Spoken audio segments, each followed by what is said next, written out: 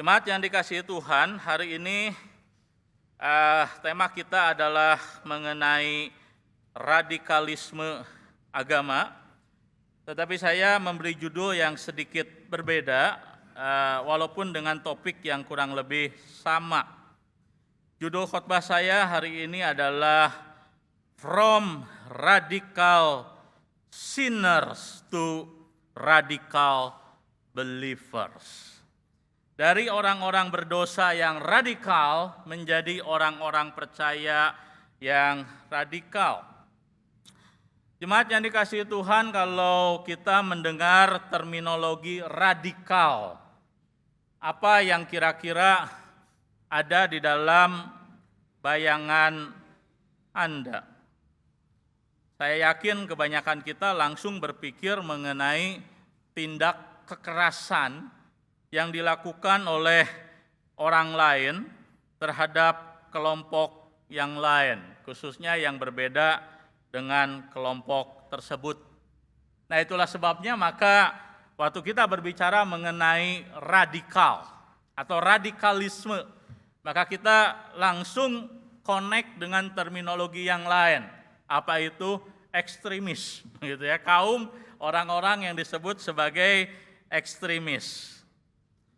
Nah, tetapi di dalam pengertian yang mendasar, begitu ya, dalam arti yang paling umum dari terminologi radikal, sebenarnya terminologi itu tidak selalu memiliki nuansa atau konotasi, atau kita juga menyebut dengan istilah dalam studi linguistik itu namanya efek pragmatik, begitu ya, bahwa terminologi radikal selalu identik dengan hal yang negatif. Nah, jadi hari ini kita akan melihat bahwa ternyata ada memang radikal yang salah. Itu yang saya sebut dengan radical sinners. Tetapi juga ternyata sifat radikal juga merupakan bagian dari panggilan Tuhan kepada orang-orang percaya. Maka saya juga memberikan terminologi yang lain, yaitu radical believers. Orang-orang percaya yang radikal. Tentu ada perbedaan antara radical sinners dengan radical believers. Nah, jadi radikal itu tidak selalu salah. Dan saya mempelajari kitab suci dan saya melihat bahwa dalam Alkitab ada satu tokoh yang dapat menolong kita untuk boleh melihat bagaimana orang diubahkan Tuhan dari seorang radical sinner menjadi seorang radical believer, yaitu Paulus. Itulah sebabnya saya mengajak kita, sebelum kita lebih lanjut membicarakan mengenai radical sinner dan radical believer, untuk boleh membaca firman Tuhan dalam Galatia pasal yang pertama ayat 11 sampai dengan 14. Mari kita lihat. Galatia pasal yang pertama ayat 11 sampai dengan 14. Berhubung kita masih di masa COVID, tidak boleh banyak ngomong, nanti katanya ciduhnya kemana-mana. Jadi saya tidak mengajak kita membaca bertanggapan, tapi saya akan bacakan bagi ibu bapak dan saudara-saudari sekalian. Ya, Galatia pasal yang pertama ayat 11 sampai dengan 14, demikian firman Tuhan. Sebab aku menegaskan kepadamu, saudara-saudaraku, bahwa Injil yang kuberitakan itu bukanlah Injil manusia. Karena aku menerimanya dari manusia dan bukan manusia, karena aku bukan menerimanya dari manusia dan bukan manusia yang mengajarkan kepadaku, tetapi aku menerimanya oleh pernyataan Yesus Kristus. Nah, ayat 13 dan 14 kita perhatikan. Sebab kamu telah mendengar tentang hidupku dahulu dalam agama Yahudi. Nah, ini Rasul Paulus berbicara soal kehidupannya sebelum bertemu dengan Kristus. Dikatakan tanpa batas Aku menganiaya jemaat Allah dan berusaha membinasakannya. Dan di dalam agama Yahudi, aku jauh lebih maju dari banyak teman yang sebaya dengan aku di antara bangsaku sebagai orang yang sangat rajin memelihara adat istiadat nenek moyangku. Jadi Rasul Paulus mengatakan dia adalah seorang yang bukan hanya beragama, tetapi dia adalah orang yang taat di dalam beragama. Tetapi Rasul Paulus berkata, walaupun aku orang yang beragama, walaupun aku orang yang taat di dalam kehidupan agamaku, tetapi aku tanpa batas, ekstrim, dengan sangat ekstrim dikatakan menganiaya orang-orang yang sebenarnya adalah jemaat Allah.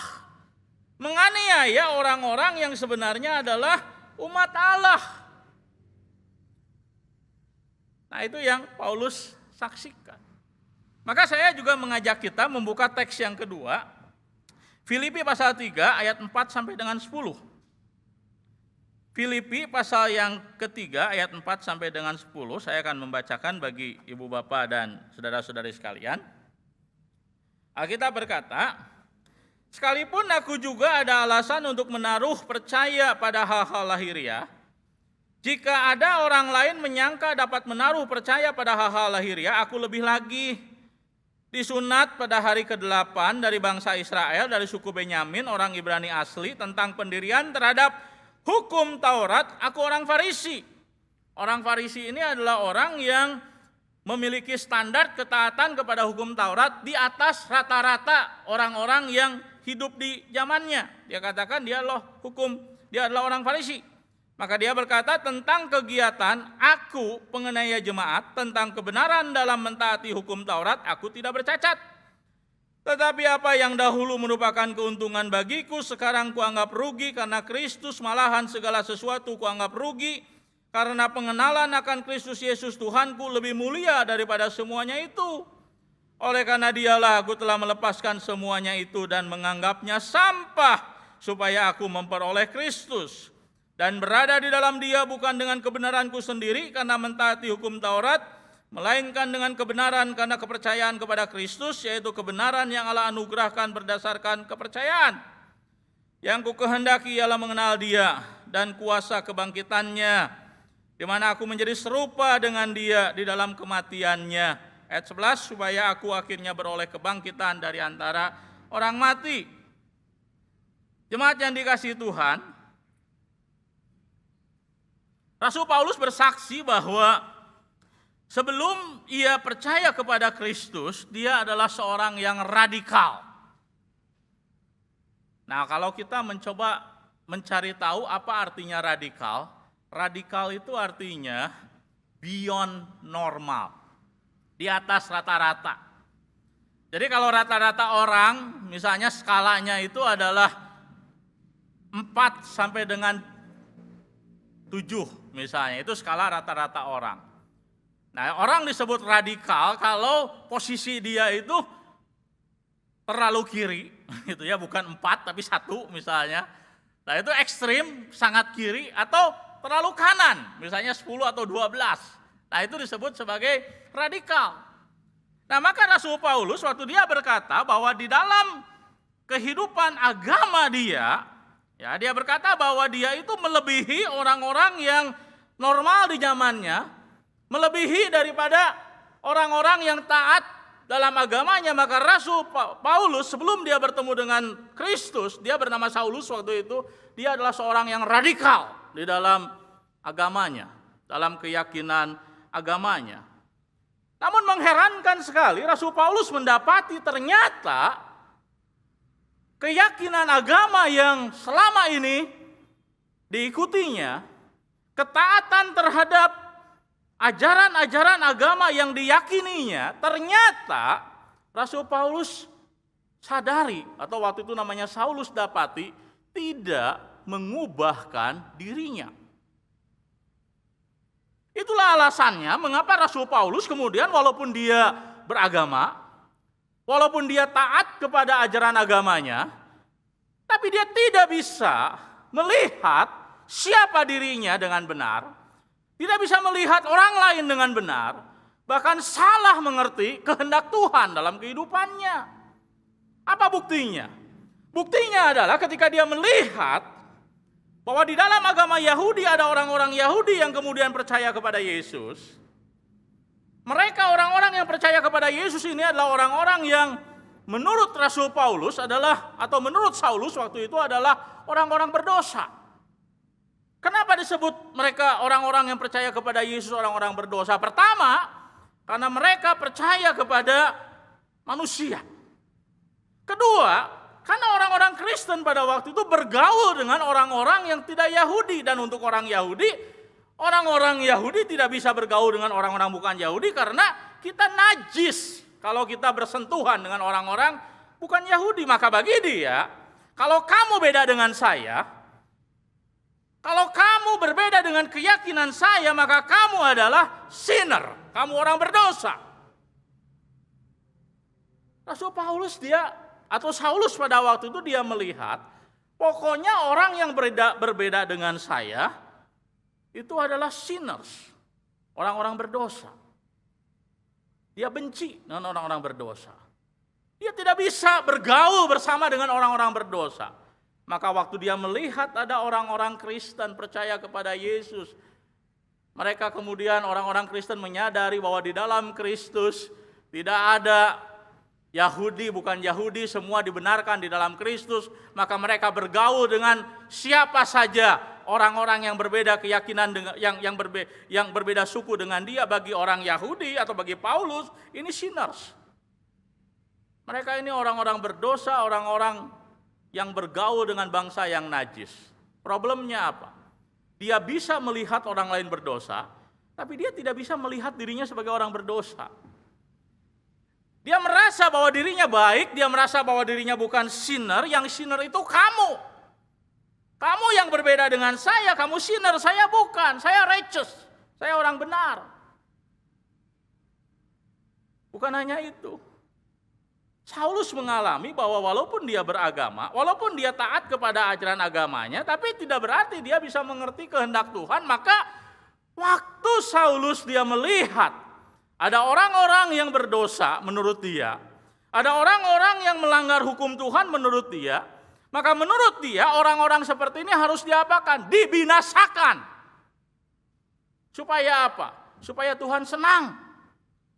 Supaya Tuhan memulihkan bangsa Israel yang pada waktu dalam penjajahan. Maka Saulus pada waktu itu, dia bukan hanya salah mengerti tentang orang lain, dia bukan hanya salah mengerti tentang dirinya sendiri, dia salah mengerti tentang kehendak Tuhan.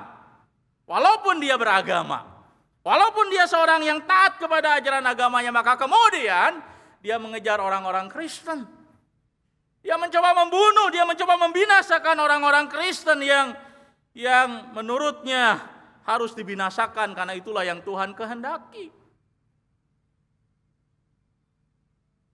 Dan itulah yang Rasul Paulus alami sebelum dia percaya kepada Tuhan. Bahwa ternyata agama tidak dapat menolong manusia untuk apa? Untuk mengerti tentang Tuhan dan kehendak Tuhan. Maka kita membaca di dalam Alkitab satu kali Rasul Paulus di dalam Alkitab dicatat dia hendak dia pergi kepada orang yang memiliki otoritas.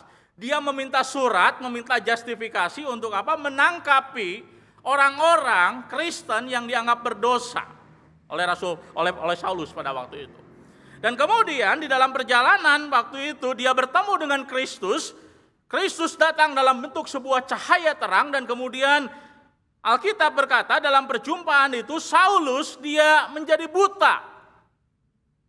Banyak ahli dalam studi Alkitab mengatakan bahwa kebutaan yang dialami oleh Saulus pada waktu itu bukan hanya menggambarkan secara fisik dia tidak bisa melihat apa-apa, tetapi kebutaan itu menggambarkan, merefleksikan kebingungan di dalam kehidupan Saulus pada waktu itu. Dia nggak mengerti, dia nggak paham apa yang terjadi. Dia bingung, dia seorang beragama, dia seorang yang taat, dia mencari Tuhan, dia melakukan apa yang menurut dia kehendak Tuhan, tetapi ternyata selama ini dia salah. Maka digambarkan selama 3 hari dia dalam keadaan kebutaan. Dalam buta itu merupakan bukan hanya sebuah peristiwa yang secara lahiriah terjadi, tapi menggambarkan bahwa Saulus dalam kondisi bingung, gelap, tidak paham apa yang terjadi. Sampai akhirnya Tuhan mengutus seseorang untuk menolong Saulus.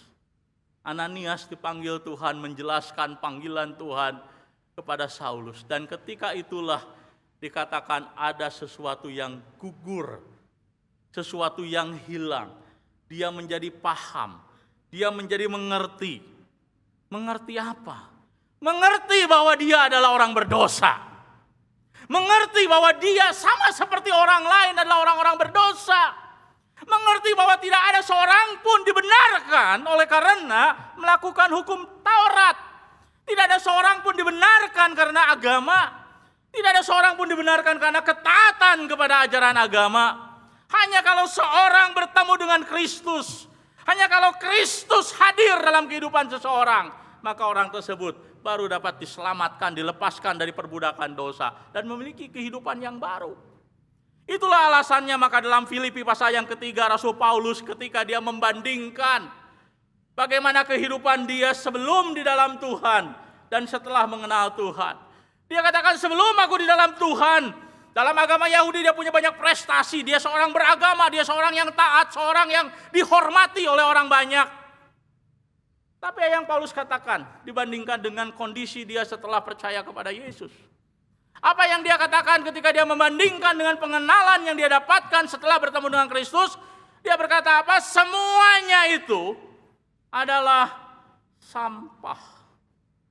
Sesuatu yang tidak berguna, sesuatu yang tidak bernilai. Sesuatu yang tidak dapat membawa keselamatan dalam kehidupan dia.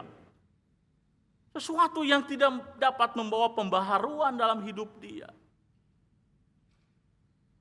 Jemaat yang dikasihi Tuhan, apa yang terjadi dengan Saulus?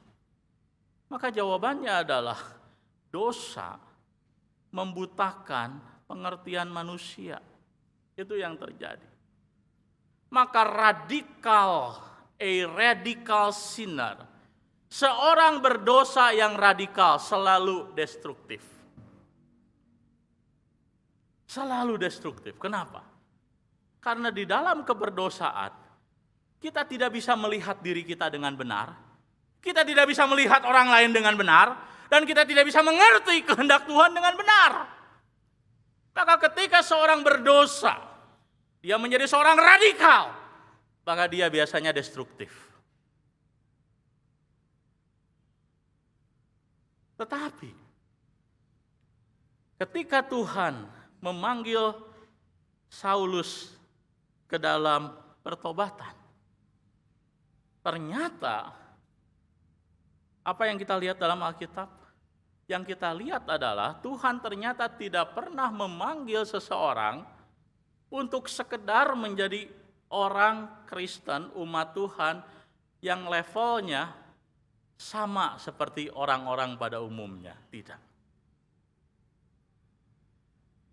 Ternyata waktu Tuhan memanggil Saulus percaya kepada Tuhan, maka Tuhan menuntut adanya perubahan yang radikal.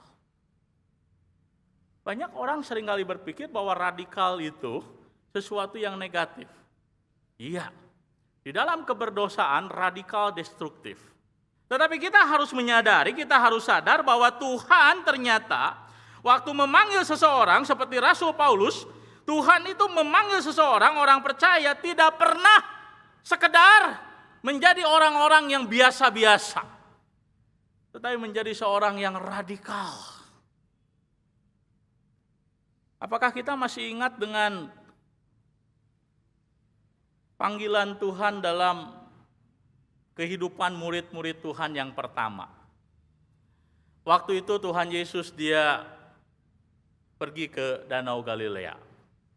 Ada 4 orang yang di dalam catatan Injil dikatakan dipanggil Tuhan di danau itu. 2 orang bersaudara. Petrus, Andreas, Yakobus, dan Yohanes. Yesus memanggil mereka.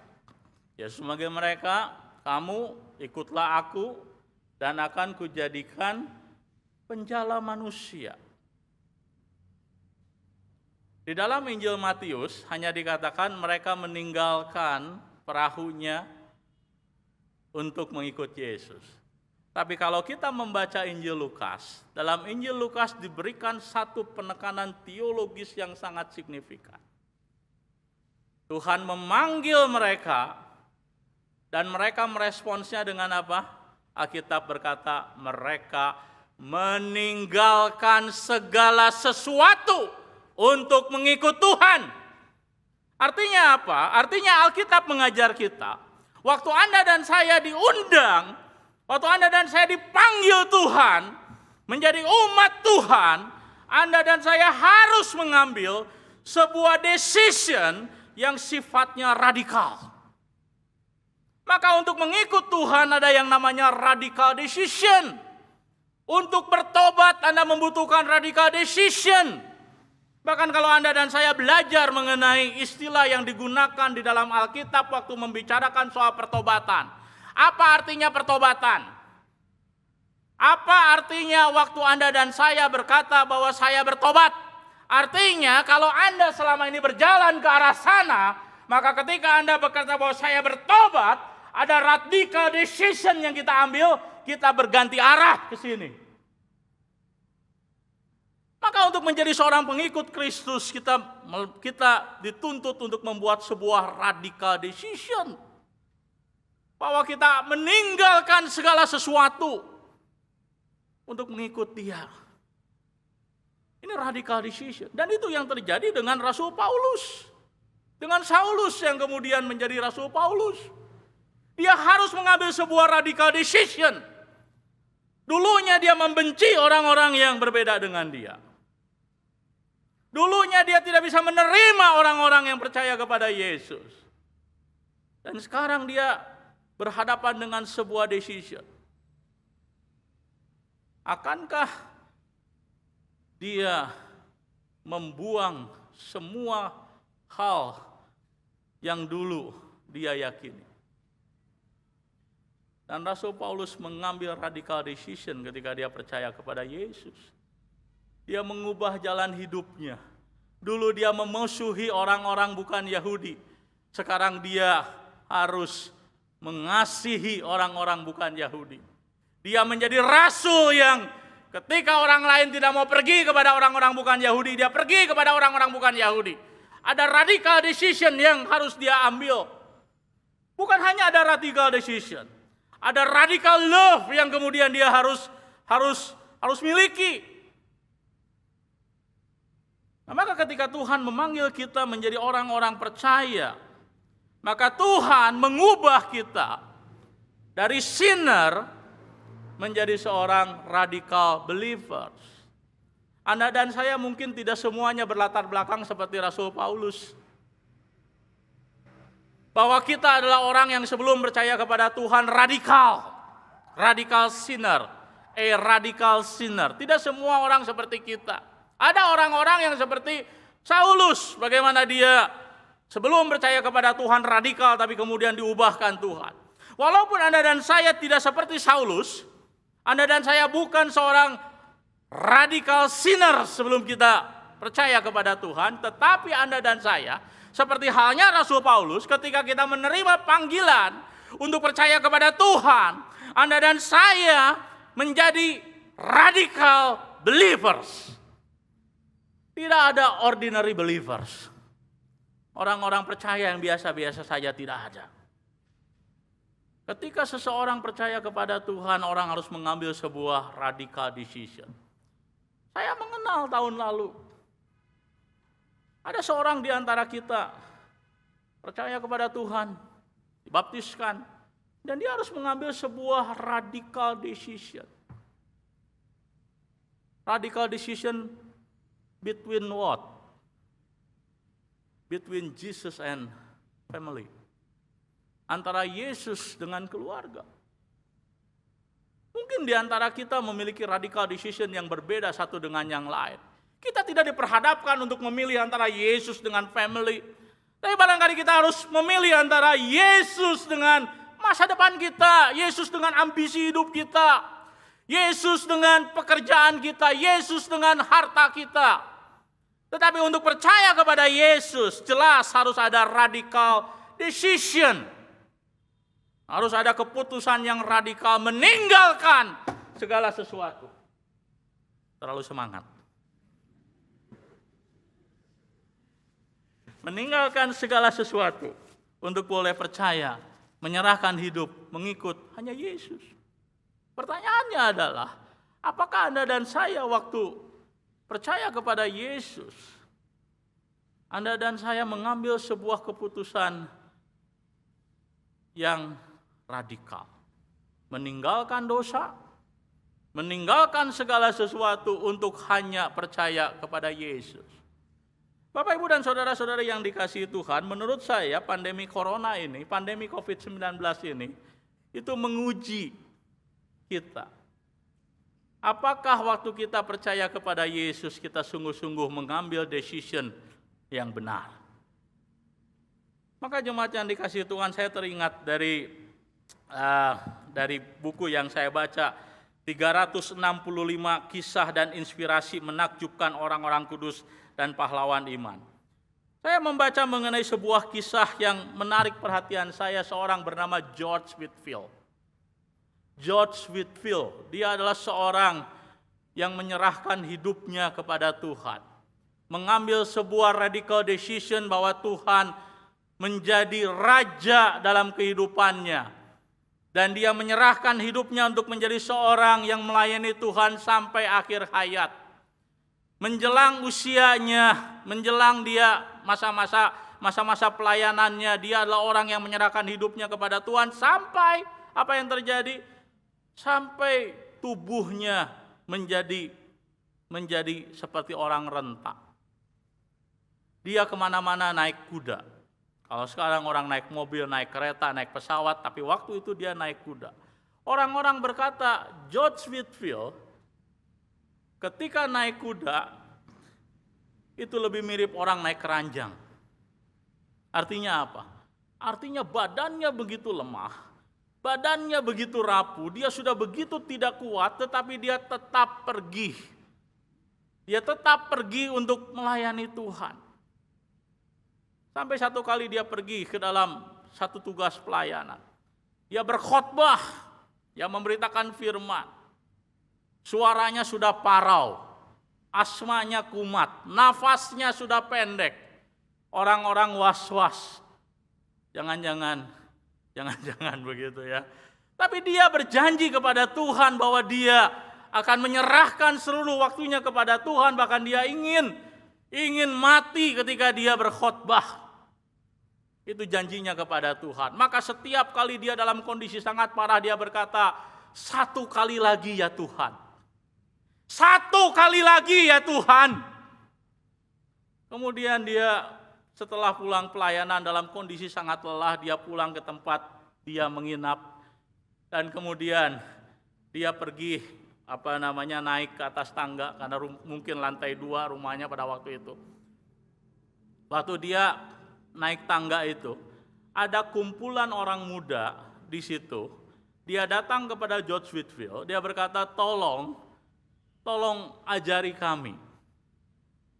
Dia dalam kondisi sangat lelah sedemikian rupa. Ada orang yang minta dilayani, kemudian apa yang dia lakukan? Dia mengambil lilin dari atas, dia turun dan dia mengajar.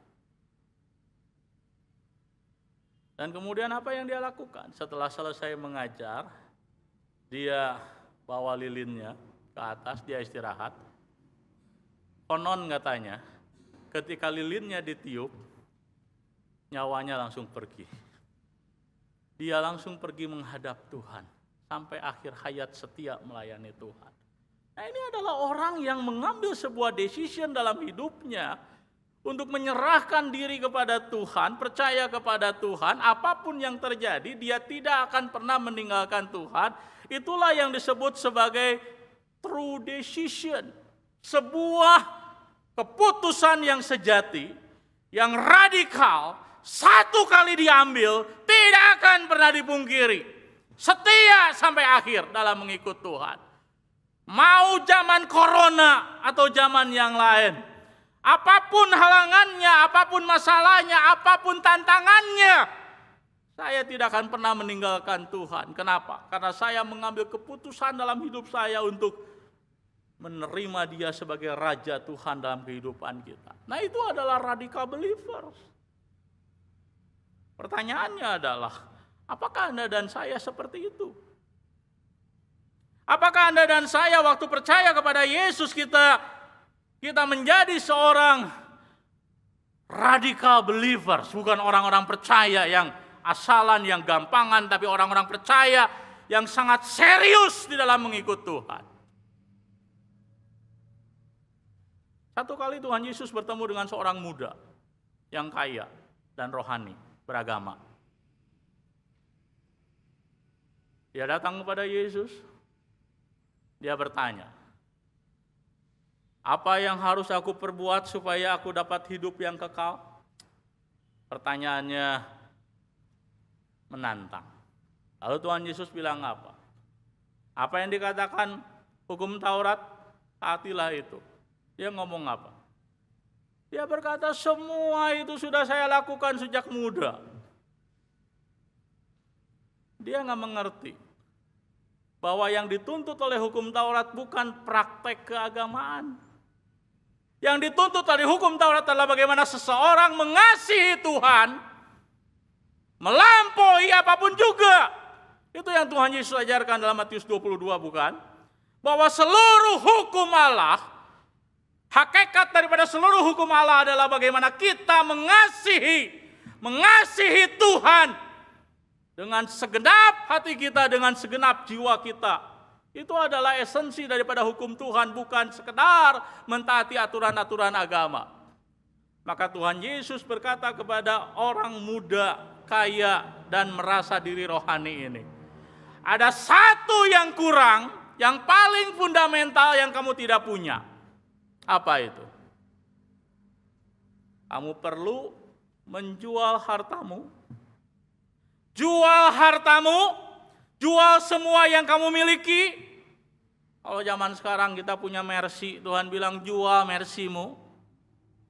Punya emas 1 kilo, jual emasmu. Punya rumah, jual rumahmu. Bagikan kepada orang miskin, baru ikut aku. Apa yang Tuhan Yesus tantang dari orang muda ini? Yesus tahu ada something yang mengikat hidup orang muda ini, yang membuat dia tidak bisa menjadikan Tuhan segala-galanya dalam hidup dia. Apa itu? Harta, kekayaan, dunia ini. Itulah sebabnya maka Alkitab berkata orang muda itu kemudian meninggalkan Yesus dengan sedih hati. Meninggalkan Yesus dengan sedih hati, dia tidak mampu untuk mengambil keputusan yang benar dalam hidupnya. Kenapa? Karena hartanya banyak, tapi bukan sekedar karena hartanya banyak, karena hatinya dibelenggu oleh harta. Maka untuk orang percaya kepada Yesus, orang harus mengambil sebuah radical decision. Menerima Yesus sebagai Tuhan. Dialah Tuhan. Dialah satu-satunya Tuhan dalam hidup saya. Dan karena Dia satu-satunya Tuhan dalam kehidupan saya, maka enggak ada yang lain yang tidak bisa dilepaskan kalau Tuhan menginginkan hal tersebut untuk dilepaskan. Sakeus adalah lawan dari orang muda kaya yang tidak bisa melepaskan hartanya. Jemaat yang dikasihi Tuhan, sebuah radical decision. Tapi pertanyaannya adalah bagaimana seseorang bisa mengambil sebuah keputusan yang radikal untuk menerima Yesus sebagai Tuhan, menjadikan Yesus satu-satunya Tuhan dalam hidupnya dan tidak terikat dengan hal-hal yang lain. Murid-muridnya sampai bertanya kepada Yesus, siapa yang bisa seperti itu Tuhan? Siapa orang yang bisa betul-betul mengasihi Tuhan dengan segenap hatinya, dengan segenap hidupnya, tidak membiarkan ada sesuatu pun yang menjadi berhala dalam dirinya? Siapa yang bisa begitu? Tuhan Yesus mengajar kita sebuah ajaran yang sangat penting. Bagi manusia, it is impossible. Bagi manusia itu tidak mungkin, tetapi bagi Allah itu mungkin. Artinya apa? Hanya Allah yang mampu membuat Anda dan saya mengambil sebuah radical decision untuk apa? Untuk menyerahkan hidup hanya kepada Dia. Maka orang-orang yang kemudian percaya kepada Yesus, itu bukan karena orang tersebut memiliki kelebihan lebih daripada orang lain. Bukan karena orang tersebut memiliki ketaatan lebih daripada orang lain, bukan, tapi karena anugerah Allah yang membuat dia bisa berubah. Dan itulah yang disadari oleh Rasul Paulus. Itulah yang disadari oleh Rasul Paulus ketika dia bertemu dengan Tuhan, bahwa ternyata seseorang tidak bisa berubah, seseorang tidak bisa diterima menjadi umat Allah, seseorang tidak bisa mengalami kelepasan dari perbudakan dosa, seseorang tidak bisa mengalami pembaharuan rohani dengan agama, dengan ketaatan. Tidak bisa. Hanya Tuhan. Karena kita semua orang berdosa. Hanya Tuhan yang mampu untuk apa? Melahir barukan kita. Hanya Tuhan yang mampu untuk apa? Membawa kita ke dalam pertobatan. Hanya Tuhan yang mampu untuk apa? Memberikan kepada kita karunia iman. Sehingga ketika berita firman disampaikan kepada kita, ketika berita firman disampaikan menantang kita untuk meninggalkan segala sesuatu, untuk hanya percaya kepada Tuhan, maka Tuhan memberikan kepada kita kekuatan untuk apa? Untuk menerima karya keselamatan yang Tuhan kerjakan dalam kehidupan kita. Rasul Paulus katakan itu pun dari Tuhan. Maka jemaat sekalian, kalau Anda dan saya hari ini menjadi umat Tuhan, mengambil sebuah decision untuk hanya percaya kepada Tuhan, itu karena Tuhan bekerja dalam kehidupan kita. Maka saya perlu mengingatkan siapapun kita, baik yang hadir di sini ataupun yang mendengarkan pemberitaan firman hari ini melalui streaming. Kalau Anda berpikir bahwa saya beragama, saya percaya dengan agama, saya taat kepada agama, termasuk kalau saya beragama Kristen, saya taat kepada ajaran Kristen, maka saya bisa berubah, maka saya bisa lepas daripada dosa oleh karena keyakinan agama saya, maka Anda salah. Rasul Paulus pernah mengalami menjadi seorang yang beragama. Rasul Paulus bahkan menjadi seorang yang radikal di dalam kehidupan agamanya. Tetapi dosa membutakan pengertian manusia. Membuat manusia tidak bisa mengerti siapa dirinya, siapa orang lain, bahkan tidak mengerti kehendak Tuhan. Maka jemaat yang dikasihi Tuhan dan saudara-saudari sekalian, percayalah kepada Yesus. Hanya kalau Anda dan saya percaya kepada Yesus, maka kita akan menjadi orang-orang yang hidupnya berbuahkan kehidupan yang baik, melahirkan kehidupan agamawi yang baik. Kehidupan agamawi yang baik tidak bisa lahir dengan sendirinya. Itu adalah buah dari relasi seseorang yang dipulihkan dengan Tuhan di dalam Kristus.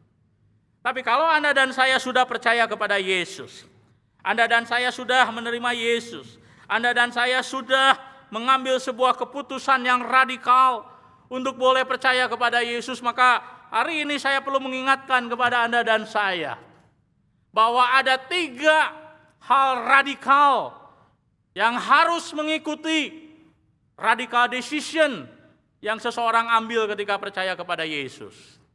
Apa itu? Pertama, kalau Anda dan saya betul-betul telah percaya kepada Yesus, mengambil sebuah keputusan radikal untuk hanya percaya kepada Dia, maka Anda dan saya pasti akan memiliki yang namanya radical love. Sebuah kasih yang bukan biasa-biasa, melampaui batasan. waktu Tuhan Yesus khotbah di bukit, di situ Tuhan Yesus mengajar sebuah ajaran yang luar biasa. Tuhan Yesus bilang begini, kalau ada orang yang menampar pipi kananmu, berikan pipi kirimu. Kalau ada orang yang meminta bajumu, berikan jubahmu. Kalau ada orang yang meminta kamu berjalan 1 mil, berjalanlah 2 mil. Kalau ada orang yang memusuhi kamu, kasihi orang tersebut. Ini adalah kasih yang radikal, yang mengikuti keputusan yang radikal ketika seseorang percaya kepada Tuhan. Mampu mengasihi orang-orang yang tidak menyukai dia. Mampu mengasihi orang-orang yang dia tidak kenal. Mampu mengasihi siapapun termasuk gereja Tuhan. Tidak hanya peduli dengan dirinya sendiri. Tidak hanya peduli dengan orang-orang yang Anda kenal di sekitar Anda. Kalau Anda hanya mengasihi saudara yang kita kenal, kita mengasihi orang yang baik dengan kita, dunia juga bisa. Tetapi kasih yang radikal, mengasihi orang-orang yang tidak menyukai kita, mengasihi orang-orang yang membenci kita, itu adalah buah dari radical decision seseorang ketika mengikut Tuhan. Ada sebuah kisah yang saya baca mengenai seorang Kristen. Satu kali di Ohio terjadi sebuah banjir bandang besar. Dan ada seorang Kristen, dia berada di lantai 2 rumahnya. Dia melihat ada arus yang begitu kuat. Tiba-tiba dia melihat ada seorang anak umur 9 tahun. Dia berpegang kepada sebuah pohon, hampir hanyut oleh karena banjir bandang waktu itu.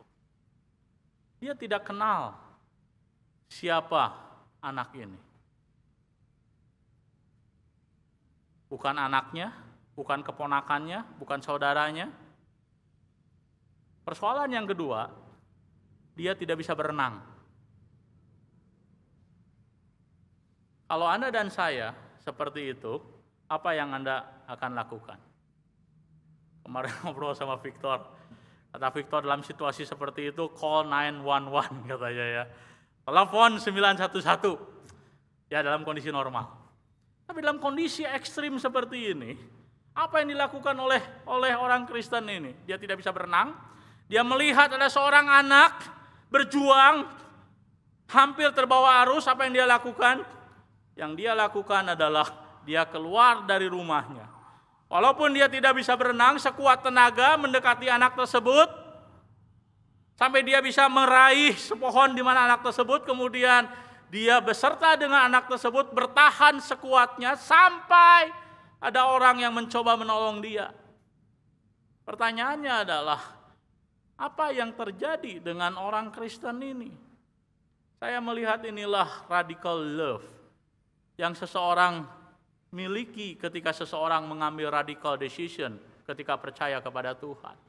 Dia mampu mengasihi bukan hanya orang-orang yang baik dengan dia, bukan hanya orang-orang yang dekat dengan dia, bukan hanya orang-orang yang mengasihi dia, bukan hanya orang-orang yang peduli dengan dia, tapi dia mengasihi orang yang tidak kenal dengan dia. Dia rela memberikan hidupnya kalaupun dia harus mati untuk menolong anak tersebut. Kenapa? Karena dalam dirinya ada radical love. Dia tidak bisa diam saja melihat ada seorang anak dalam keadaan terancam bahaya. Bagaimana dengan Anda dan saya? Apakah kita memiliki radical love sebagai orang yang sudah mengikut Tuhan, percaya kepada Tuhan? Apakah radical love itu bisa diperlihatkan bukan hanya kepada anak kita, bukan hanya kepada suami kita, bukan hanya kepada istri kita, tapi barangkali juga kepada mertua kita, kepada menantu kita, kepada siapa lagi? Kepada orang-orang yang pernah mencelakai, menyakiti hati kita, mengkhianati kepercayaan kita, Maka orang yang sudah sungguh-sungguh di dalam Tuhan, memiliki radical decision mengikut Tuhan, dia seharusnya memiliki radical love. Bukan hanya ada radical love yang kemudian harus dilahirkan, muncul daripada orang-orang yang sudah percaya kepada Tuhan, tapi juga ada radical forgiveness. Maka Petrus bertanya kepada Tuhan Yesus, berapa kali saya harus memaafkan orang yang bersalah kepada saya?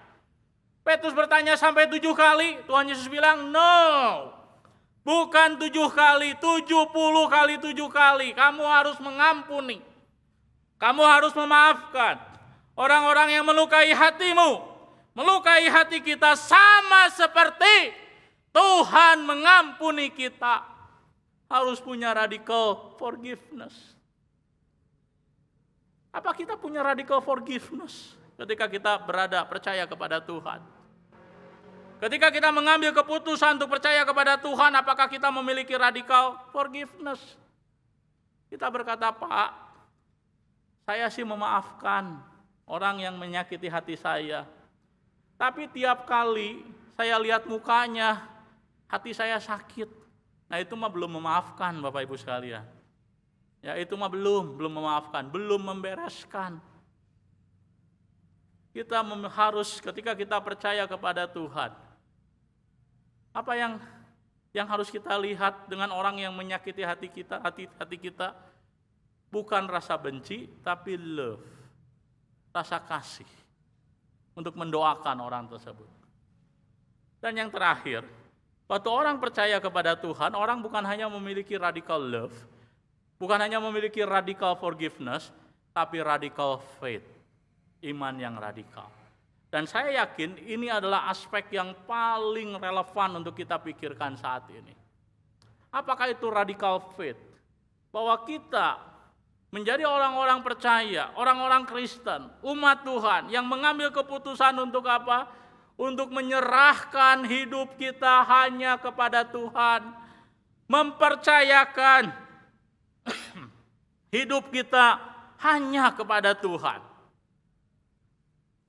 Nah maka dalam masa pandemi COVID-19 ini, disinilah kita bisa melihat apakah kita punya radical faith dalam mengikut Tuhan. Orang berkata di zaman ini siapa yang gak menjerit karena kesulitan ekonomi. Di zaman ini siapa yang tidak menjerit, tidak khawatir dengan kehidupannya melihat situasi dan kondisi seperti ini. Maka radical faith, iman yang sejati, iman yang sungguh-sungguh, iman yang betul-betul percaya kepada Tuhan, membuat orang tersebut untuk apa? Membuat orang tersebut menyerahkan hidupnya ke dalam tangan Tuhan. Mempercayakan hidupnya ke dalam tangan Tuhan sehingga apa? Sehingga Alkitab berkata ketika orang percaya kepada Tuhan tidak lagi hidupnya dikuasai kekhawatiran. Ada damai sejahtera Kristus yang menguasai dirinya, menguasai hidupnya. Sehingga apa? Sehingga walaupun tabungan tinggal sedikit, hati tetap percaya kepada Tuhan. Walaupun rumah tangga dijalani dengan tidak mudah. Menurut ahli terapi keluarga, kesulitan ekonomi itu menjadi salah satu pertengkaran dalam rumah tangga. Kalau itu benar, maka dalam situasi kondisi seperti ini, ada banyak rumah tangga yang bisa goncang, saling menyalahkan satu dengan yang lain. Lu sih, kebanyakan piknik. Coba dulu gak piknik sini, gak piknik sana, gak ke luar negeri, gak ke Yerusalem, gak ke sini, gak ke sana. Sekarang kita masih punya tabungan yang cukup. Gara-gara lu sih piknik kebanyakan, sekarang kita melarat. Maka kemudian orang saling menyalahkan satu dengan yang lain. Maka jemaat yang dikasihi Tuhan, ketika kondisi seperti sekarang ini, maka radical faith, iman yang radikal, iman yang sungguh-sungguh percaya kepada Tuhan, menyerahkan diri kepada Tuhan, tidak saling menyalahkan, itu betul-betul menjadi kekuatan kita untuk apa? Untuk melihat bukan dengan mata, tapi melihat dengan hati. Bukan melihat apa yang di depan mata, tapi melihat kepada Tuhan. Betul kalau kita melihat apa yang di depan mata, siapa yang tidak khawatir. Betul kalau kita mengandalkan apa yang kita dengar lewat telinga kita. Orang berkata apa? Coba dengar di Facebook, coba dengar di mana-mana orang mulai ngomong apa? September ini adalah awal daripada krisis ekonomi. September ini adalah awal di mana kesulitan akan mulai kita alami. Semua orang akan mengalami kesulitan. Ketika kita mendengar yang seperti itu, kita mengarahkan pandangan kita kemana? Ke depan? Apa yang kita lihat di muka? Atau mengarahkan pandangan kita kepada Tuhan? Ini bukan kekonyolan. Ini bukan melarikan diri dari kenyataan, tapi ini adalah radical faith. Ini adalah iman sejati yang membuat kita tidak melihat realita berdasarkan apa yang kita lihat lewat mata kita, apa yang kita dengar lewat telinga kita, tapi kita melihat realita berdasarkan apa yang Tuhan rencanakan dalam kehidupan kita. Maka ketika kita melihat realita berdasarkan rencana Tuhan, kita membaca Alkitab, kemudian kita di sana mendapati sebuah apa? Sebuah ajaran yang sangat indah, bahwa Tuhan memegang sejarah hidup manusia. Tuhan memegang sejarah umat manusia. Tuhan memegang hidup Anda dan saya. Kalau hidup Anda dan saya ada di tangan Tuhan, kenapa kita harus takut di dalam menghadapi kehidupan ini? Tuhan tidak mengizinkan ada satu pencobaan yang kita alami yang melampaui kekuatan kita, yang melampaui iman kita. Maka datanglah kepada Tuhan. Saya tutup khotbah saya dengan menceritakan mengenai seorang yang lahir dalam sebuah keluarga yang tidak beruntung. Orang tersebut bernama McAuley. McAuley ini adalah seorang lahir dari sebuah keluarga yang gak beruntung. Ayahnya orang yang gak bertanggung jawab, suka main wanita, suka judi, terlilit hutang. Ketika terlilit hutang, ditagih oleh debt collector. Apa yang dia lakukan? Dia melarikan diri. Dia tinggalkan istrinya, dia tinggalkan anaknya. Ibunya dari McAuley, apa yang terjadi dengan ibunya? Ibunya nggak tahan. Ibunya bunuh diri. Ibunya bunuh diri, tidak tahan. Harus menanggung kesalahan dari suaminya. Ibunya tidak tahan, harus menjalani kehidupan dengan tanggung jawab anak di masa-masa yang sukar. Barangkali di hari terakhir dalam hidupnya dia berpikir, saya ingin mengakhiri saja hidup saya ingin menutup mata dan saya tidak mau bangun lagi. Tapi dia nggak mati-mati. Tiap kali menutup mata besok bangun lagi. Akhirnya apa? Dia memutuskan untuk mengakhiri hidupnya dengan bunuh diri. Akhirnya apa yang terjadi? McAuley diambil oleh pamannya. Dan kemudian McAuley ini tumbuh menjadi seorang remaja berandalan. Merampok, mencuri, melakukan kejahatan-kejahatan, dan kemudian dia ditangkap, dipenjarakan di sebuah penjara namanya penjara Sing Sing. Di sana dalam penjara itu setiap orang dapat sel mandiri. Setiap orang dapat sel sendiri-sendiri. Hanya persoalannya selnya sebesar apa? Selnya sebesar peti mati. Dia dipenjara di situ. Tidak bisa apa-apa kecuali berbaring di situ dalam seukuran sebesar peti mati. Di penjara bertahun-tahun seperti itu. Satu kali McAuley dia melihat ada seorang jagger, zaman sekarang disebutnya jagger, tukang kelahi, jagoan, atau dalam bahasa juga disebut jawara barangkali zaman sekarang. Dia percaya kepada Tuhan. Dia menyerahkan hidupnya kepada Tuhan. Dan dia melayani di penjara-penjara. Dan kemudian memberitakan Injil kepada orang-orang yang dalam penjara. Kemudian di dalam hidupnya Tuhan mulai menyentuh McAuley ini. Kemudian dia mulai membuka Alkitab. Dia membaca Alkitab setiap hari 2 halaman. Bulak-balik setiap hari dia membaca 2 halaman. Terus membaca seperti itu. Apa yang terjadi?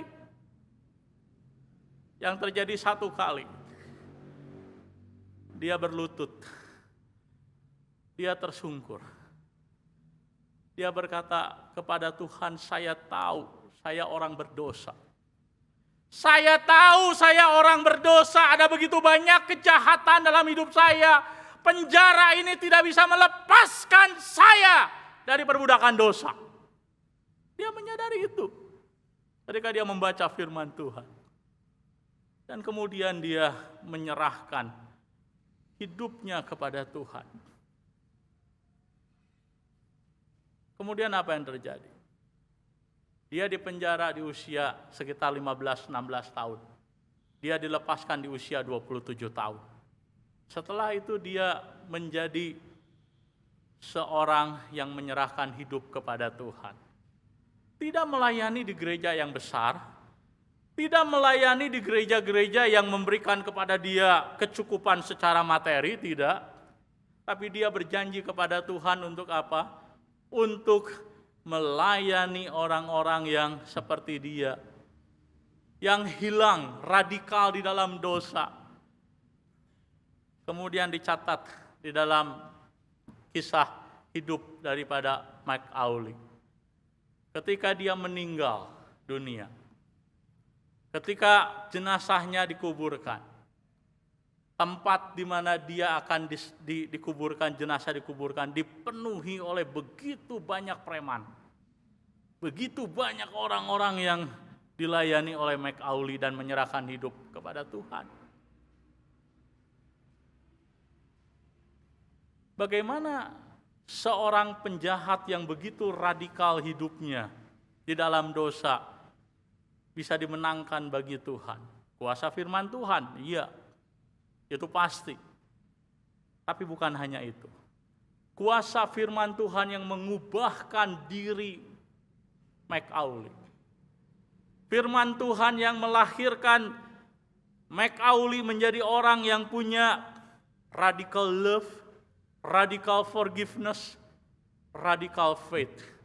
Itulah yang kemudian menjadi kesaksian yang kuat meneguhkan pemberitaan firman yang dia sampaikan sehingga begitu banyak orang kemudian percaya kepada Tuhan oleh karena Tuhan bekerja melalui pelayanan McAuley.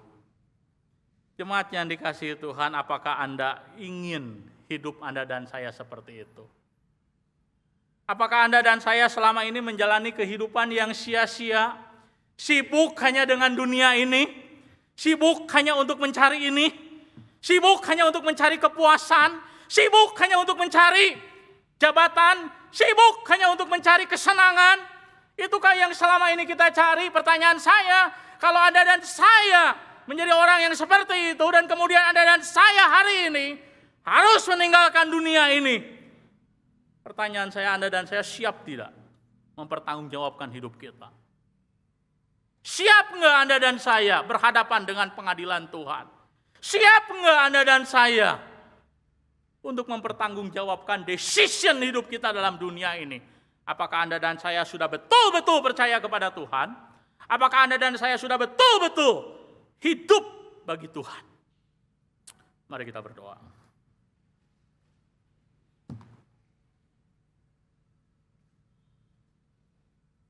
Tuhan, kami menyadari bahwa tidak semua kami memiliki kehidupan latar belakang yang radikal seperti Rasul Paulus ataupun orang-orang lain yang ketika mereka di luar Tuhan, mereka hidup di dalam dosa-dosa yang mengerikan. Tetapi kami menyadari bagaimanapun latar belakang kehidupan kami sebelum mengenal Tuhan, tetapi ketika kami percaya kepada Tuhan, Tuhan memanggil kami menjadi orang-orang percaya yang memiliki perubahan hidup yang radikal. Kami mengambil keputusan di dalam anugerah Tuhan untuk hanya menyerahkan hidup kami kepada Tuhan dan tidak menggantungkan hidup kami kepada apapun juga selain kepada Tuhan. Dan keputusan kami untuk betul-betul menyerahkan hidup kepada Tuhan membawa kami ke dalam kehidupan baru yang radikal. Kami menjadi orang-orang yang memiliki radical faith. Kami menjadi orang-orang yang memiliki radical love. Kami menjadi orang-orang yang memiliki orang-orang yang betul-betul percaya kepada Tuhan. Radical forgiveness juga. Kami berdoa kepada Tuhan supaya kami mengalami pembaharuan dari Tuhan. Kami berdoa jikalau ada di antara kami yang selama ini beranggapan bahwa kalau kami sudah memiliki keyakinan agama maka itu cukup bagi kami. Kalau kami berpikir bahwa kalau kami sudah taat beragama, kami menjadi seorang beragama Kristen, menjadi seorang Kristen yang taat, itu dapat melepaskan kami dari perbudakan dosa, membuat kami mengenal Tuhan dan kehendak Tuhan, maka sadarkan kami bahwa agama, keyakinan agama tidak pernah bisa menyelamatkan kami. Hanya Tuhan yang mampu menyelamatkan kami. Hanya Tuhan yang mampu memberikan kepada kami pengertian sejati untuk boleh menyerahkan hidup kami hanya kepada Tuhan. Terima kasih. Kami menyerahkan diri kami, jemaat Tuhan, ke dalam tangan Tuhan. Dalam nama Kristus Yesus kami berdoa ucap syukur. Amin. Tuhan memberkati jemaat sekalian.